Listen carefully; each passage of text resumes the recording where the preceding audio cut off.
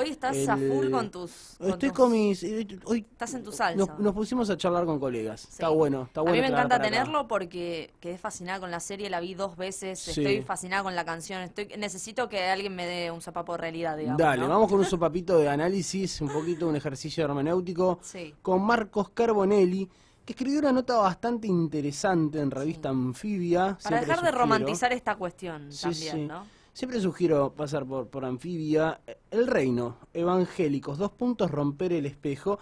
Y acá un poco Marcos se propone, bueno, analizar algunos guiones, algunas producciones culturales, además del reino, claro que está tan vigente ahora y en Netflix, para, más allá de la crítica artística, ver qué pasa con el discurso social, con esto que generan, con esto que se ofrece como producto y que se discute e invita a distintas interpretaciones y que para este caso particular dialoga con algo que vemos y a la vez no vemos en profundidad, que es esto de los evangélicos, Sí, y ¿no? además, De la iglesia evangélica. ahora le vamos a preguntar a él, pero hasta un determinado punto de la serie uno puede interpretar que puede ser cualquier religión no católica por la Claro. forma de los templos o Sí, sí, sí, por sí. los pero después se transforma directamente, los nombran, hacen referencia al evangelio y a los evangélicos, entonces ahí Claro. se armó como esta cuestión.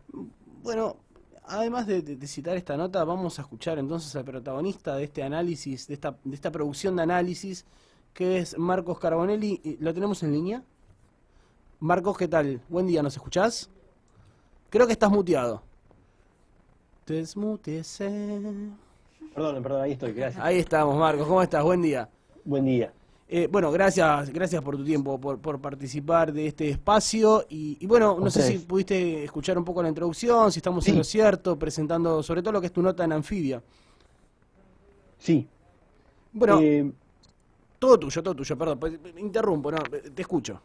no, me pareció interesante publicar una nota. Yo primero había armado un hilo en Twitter Sí, y luego, eh, a raíz de ese hilo, Anfibia me pidió un poco sistematizarlo en una nota, digamos, un poco más larga. claro, Me pareció importante analizar dos cosas en esa nota. Por un lado, la controversia y por qué se desata la controversia, ¿no? sí, ¿Por qué responde en el mundo evangélico? ¿Qué es lo que sucede allí? sí, Y sí, segundo, también analizar, digamos, las matrices discursivas o los imaginarios a partir de los cuales se construyen ese tipo de series, claro, ¿no? Como ese doble lado. sí, sí, Después hay un tercero, que a mí no tengo herramientas tantas para poder analizarlas, que es, bueno, la dimensión técnica de la serie, las actuaciones, el guión. sí, Bueno, sí. aquí va a estar poniendo más, pero actuaciones. Lo que es la crítica artística, quizás. Exactamente. No es una crítica artística Claro, a la serie, sino, si se quiere, una crítica social. exacto. Sí, Y vos proponés dos variables muy interesantes. Por un lado, a ver si te interpreté bien, la cuestión sobre el ruido que genera, la Ujú. controversia, ¿no? Y bueno, y un poco por otro lado, digamos, el imaginario o ese discurso social previo que parece que llega al productor, que convierte en una pieza cultural y que vuelve a circular ahí, ¿no? En Sí, el análisis de sus consumidores. exacto. Sobre la controversia, y particularmente hablando de un tipo de congregación como es la iglesia evangélica, Sí, ¿querés comentar un poco el resultado de tu análisis o con qué variables encarás esta primera parte de lo que es controversia, ¿no? sí. La controversia se desata porque en redes sociales y también en medios masivos de Sí, comunicación, ¿no? Hay una lectura de la serie tomándola como espejo de realidad, como reflejo de realidad, ¿no? claro, O sea, ahí bajo esa lectura la serie adquiere un carácter documental. claro. Y muchos la toman inclusive como una especie como de tráiler del futuro. Se entiende, sí, sí, sí, sí. Bajo ese punto de vista, los evangélicos son presentados en la serie como una especie de amenaza para la democracia. Sí, Estaríamos viendo en Brasil como la antesala de lo que está pasando, de lo que va a pasar en Argentina. claro. Y bueno, y hay también una asociación muy fuerte del mundo religioso evangélico a, digamos, manejo de dinero, Ujú, abuso de menores, como una especie de suma de todos los males. claro. Bajo esa clave de lectura, hasta resulta razonable que actores del mundo evangélico reaccionen. Eso te iba a preguntar, ¿no?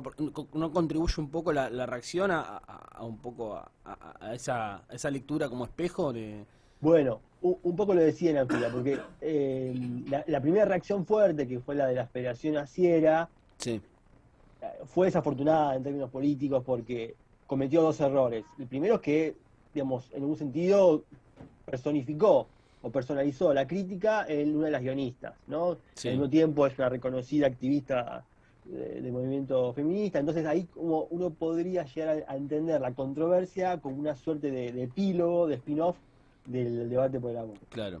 Eso fue el primer error, personalizar. Y el Sí, sí, sí, segundo sí. tiene que ver con haber usado una palabra desafortunada, que es el concepto de fascismo, ¿no? Sí.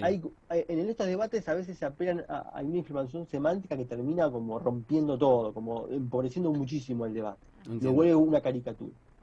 Luego Entiendo. de ese traspié, de todos modos, hubo algunas voces evangélicas muy interesantes, como por ejemplo las que aparecieron el domingo en la nota de La Nación, apareció el pastor Zaraco, muy interesante, reflexionando como, bueno, a ver, miremos un poco por qué la serie cuenta esto sobre los evangélicos, qué imagen estamos dando, Ujú. como una Interesante. especie como de crítica al interior del mundo evangélico, muy interesante. Y Interesante, sí. también la nota que sacó, por ejemplo, en Infobae, una columna del pastor Carníbal también, tomando distancia ese comunicado fallido. Digo, hay una pluralidad de voces. Sí, Más allá de eso, lo que genera la respuesta es que se trata de una comunidad históricamente estigmatizada en Argentina. Entonces, un poco un tanque como la serie, ¿no? Un tanque en materia de producir sentidos, ¿no? sí. Viene, digamos, puesta a circulación bajo esa clave, termina como reafirmando el estigma y Exactamente. multiplicándolo. Sí, es una perspectiva muy, muy puntual. No quiero meterme en temas que son quizás más sensibles y que llevarían horas de debate, pero yo a veces pienso o veo que hay cierta predilección en algunas producciones culturales por mostrar de alguna forma, y esto tiene que ver con la segunda variable de análisis que vos planteás, ¿no? El imaginario que los productores toman para después Exacto. hacer ese producto cultural. Es más fácil hacerlo quizás con la iglesia evangélica o católica que con otras religiones, por ejemplo. Sí. A mí me parece. Y en todo caso, bueno, ¿de dónde viene este imaginario que hay alrededor, sobre todo de la iglesia evangélica? Y creo que ahora también está muy cuestionada la iglesia católica, como nunca antes, me parece. Sí, de todos modos, ahí en la nota subrayaba, ¿no? Con el mundo católico hay una pluralidad de representaciones, ¿no? Sí, eso es cierto. Hay una figura recurrente que, digamos, que es el problema de la pedofilia, Sí. que está presente en un montón de películas y de series, pero también aparece, digamos, la dimensión social, la vocación del sacerdote en medio de las villas. Sí, sí, sí, claro. Y ahí yo citaba, digamos, por ejemplo, la película de Trapero, del Elefante Blanco, Sí, sí, con el personaje de Darín. sí. Bueno, esos grises, ¿no? O esos matices, todavía al momento de generar representaciones desde las series de la televisión, sobre el mundo evangélico, no aparece todavía ese otro lado, si se quiere. Claro, es Claro. cierto. Yo discutía un poco con Twitter. Está el personaje de Tadeo en la Claro. serie, ¿no? Sí. Pero de todos modos hay algo sintomático. Cuando Tadeo tiene un problema en la serie, lo resuelve yendo a una parroquia católica. Y hay algo ahí digamos, que revela ese supuesto católico cultural que está permeando la Ujú. serie. Sí. No sé si se entiende Sí, sí, el sí, punto. se entiende claramente. Sí, sí, Me sí. parece que el problema es que desde cierto sector, vamos a llamarlo progresista, Sí. hay una distancia cultural muy fuerte y tampoco hay interés en intentar, digamos, conocer en profundidad ese mundo. Sí. Entonces, cuando lo llevan al guión, diríamos que hay una especie como de acumulación de clichés ahí, ¿no? Ujú. Sí, sí, sí, Yo, sí, yo sí. no sé si puedo hablar con spoiler o no puedo hablar con spoiler. Sí. Sí, sí, sí, sí. Sí, por- sí. Sí, puedo. Ya me la hiciste una vimos, pregunta ya. muy interesante, porque esto después va a circular en YouTube y... Digo, bueno, Decilo, pero decilo. ya Sí, se, sí. ya se dijo mucho. Sí. ¿No? El tema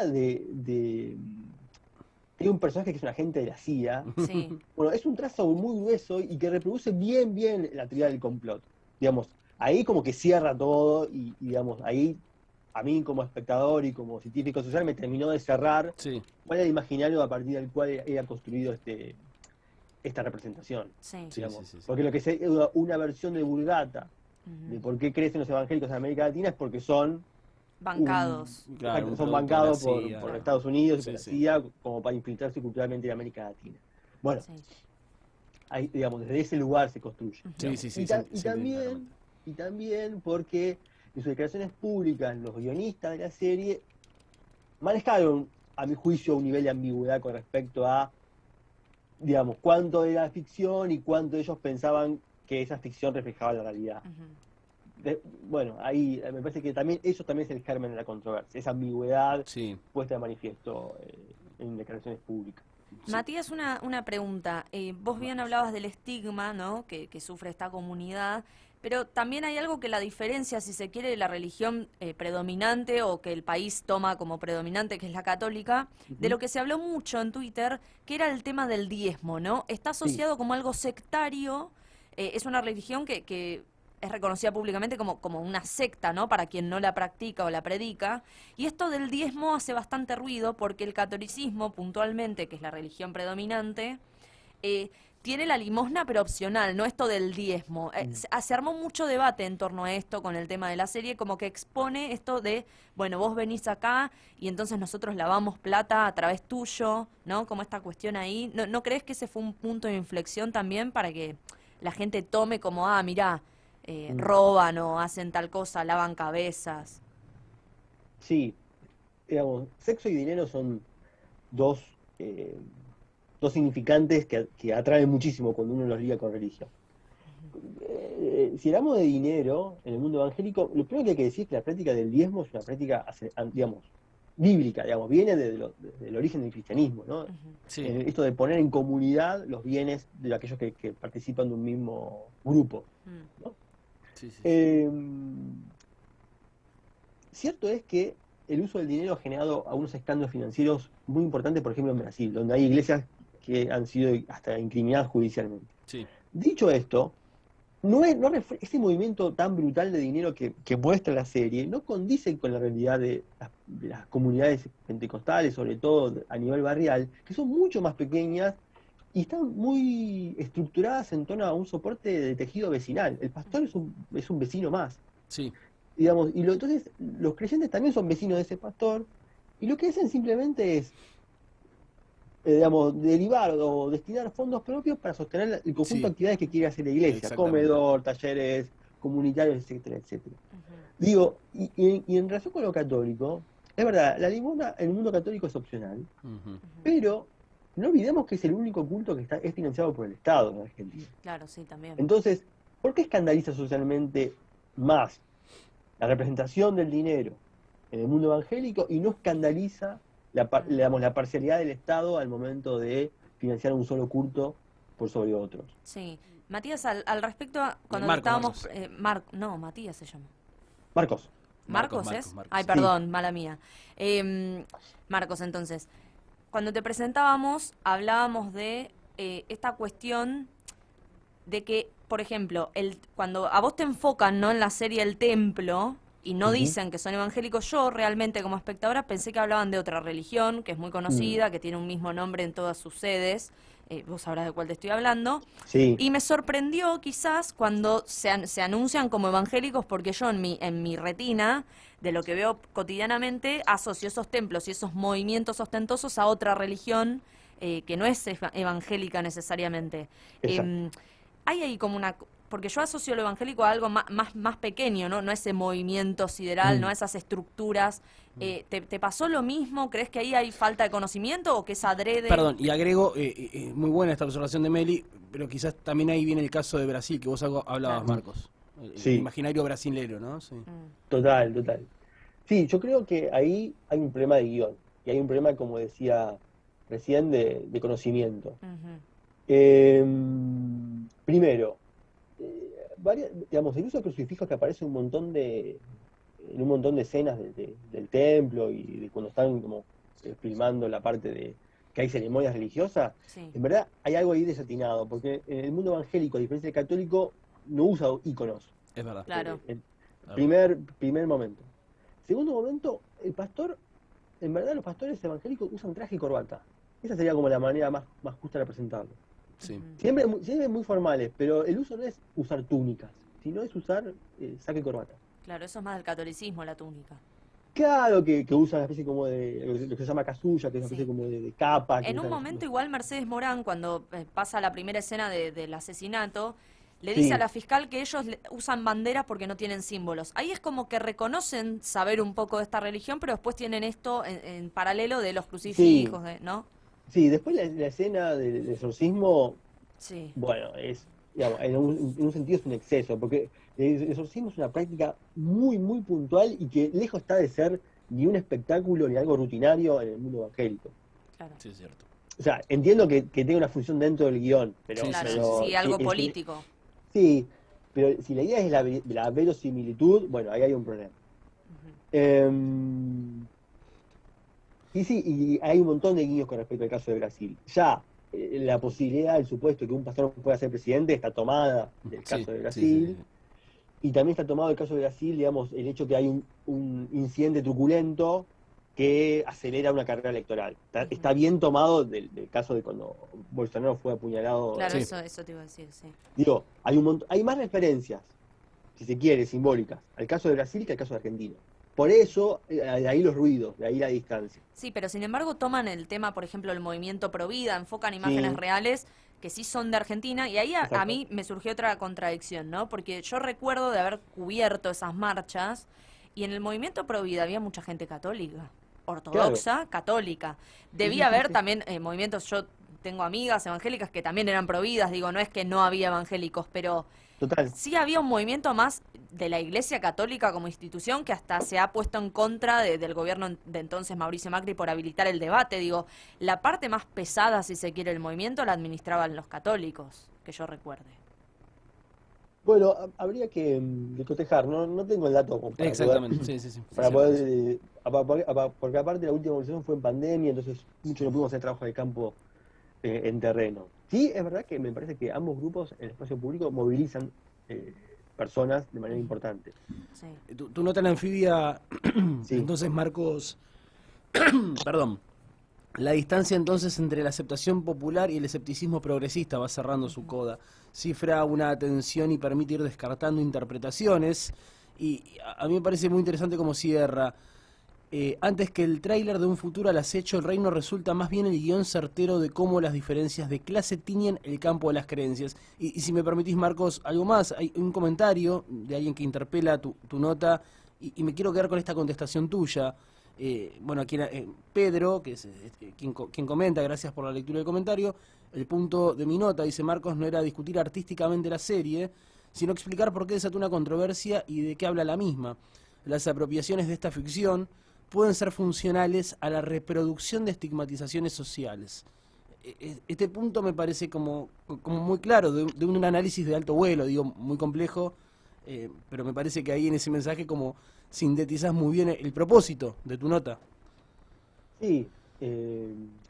Porque lo que a mí me sucedió con respecto a la controversia es que la Sí, controversia estaba como muy contorneada socialmente. O sea, sí, no tenía ningún tipo de sentido en el campo popular, por ejemplo. claro, Los evangélicos hace por lo menos 2 décadas que ya forman parte del repertorio digamos, de acción religiosa y política de los sectores populares en Argentina y también forman parte de la industria cultural. Eh, digamos, la sorpresa, el escepticismo, la controversia surge por esto, por la sorpresa que le causa a sectores progresistas este fenómeno, claro. digamos, y que lo miran siempre usando la lupa de Brasil. Sí, sí, sí, sí. Se entiende, es muy claro. Y si uno, Sí, digamos, con esto cierro, sí, si uno no interviene en este debate público, me parece que deja como muy flotando esa posibilidad de reestigmatizar. entiendo. Sí, sí, sí, claro. Está muy claro. Es una nota que yo verdaderamente sugiero leer con detenimiento. Y bueno, como siempre, cuando uno va a leer una nota, y más cuando se trata de una producción compleja que viene desde el lugar que habita Marcos, que lo podemos decir, vos sos investigador, digo, tenés toda una trayectoria, si se quiere, en las ciencias sociales para encarar la complejidad de este debate, digo, siempre es bueno leerla con detenimiento y quizás despojándose, por lo menos a la hora de leer, ¿no? De algunos prejuicios que los tenemos todos y todas. Evangélicos, 2 puntos, romper el espejo, por Marcos Carbonelli en Anfibia. Marcos, por mi parte, muy claro. Agradecer por tu tiempo. No sé si quieres cerrar con algo más, pero bueno, muchas gracias por este análisis que nos traes a este espacio. Bueno, el agradecido soy yo por el espacio. Simplemente la nota quería mostrar la complejidad de lo social, ¿no? Sí. Que es un poco a lo que invitas. No hace falta ponerse de acuerdo con lo que yo opino, pero No, sí no, claro. asumir ese principio que la realidad social es más compleja a veces que inclusive la ficción. Seguro que sí, seguro que sí. Bueno, Marcos, muchas gracias. Después esto estará circulando en nuestras entrevistas, en nuestro canal de YouTube de Los Radio OK.